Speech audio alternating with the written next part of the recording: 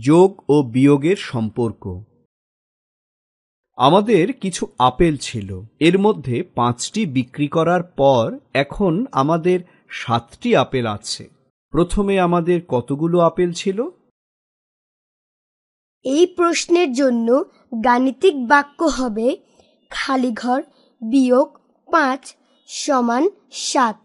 এখানে খালি ঘর হলো প্রথমে আমাদের কাছে যে সংখ্যক আপেল ছিল। সমস্যাটির ছবি আঁকি। প্রথমে আপেল ছিল, 7টি আপেল অবশিষ্ট ছিল, 5টি আপেল বিক্রি করা হয়েছিল। চিত্র থেকে প্রথমে আমাদের আপেল ছিল 7 যোগ 5 সমান 12টি। 12টি আপেল ছিল।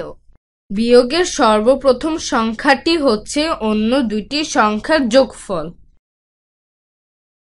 12 বিয়োগ 5 সমান 7। 7 যোগ 5 সমান 12। পরীক্ষা করে দেখো অন্যান্য বিয়োগে এই নিয়মটি সত্য কিনা।